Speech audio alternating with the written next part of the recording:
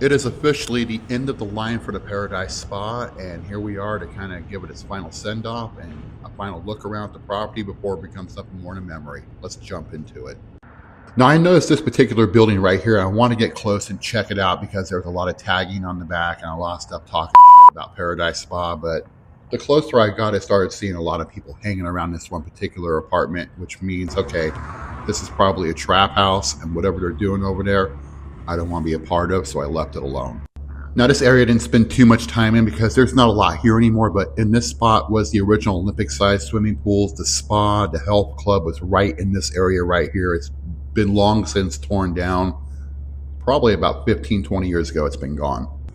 Now, cruising through the property, I noticed a couple of things. I noticed that the maintenance guy was kind of posted up at a shop on the back corner of the property. A few people still moving out, U-Haul trucks sitting around, stuff like that. But the one thing that stuck out was there was a lot of activity from people who I don't want to say anything disparaging about them, but I'll kind of throw up a picture of what kind of people I'm talking about.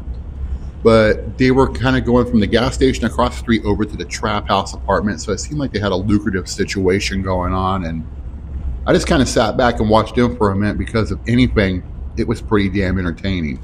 Now, from what I heard, the last person is going to be off this property by Friday, August 29th, and this property it's going to be done in several installments. They're going to tear down the buildings and tear out the roads and turn the dirt.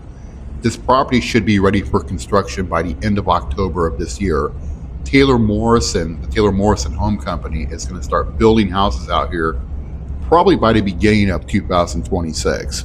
Now, hopefully they can keep on schedule tearing this property down on time, because I'm pretty sure if no management, nobody out here really watching, you're going to have a lot of people squatting in the remaining buildings. And given the past history of this property, it would be a matter of time before we have another major fire out here and lose more life. So hopefully they can get on the ball and get this place down sooner than later. I want to thank the former residents of Paradise Spa for taking time and sharing stories with me. I appreciate your input, and I wish you the best in your future and your new homes. And like I said, if you're not following The Random Abyss, then what are you doing? Please click like, share, and subscribe. We're available on all major social media platforms, and you can join us at our very own website, www.therandomabyss.net.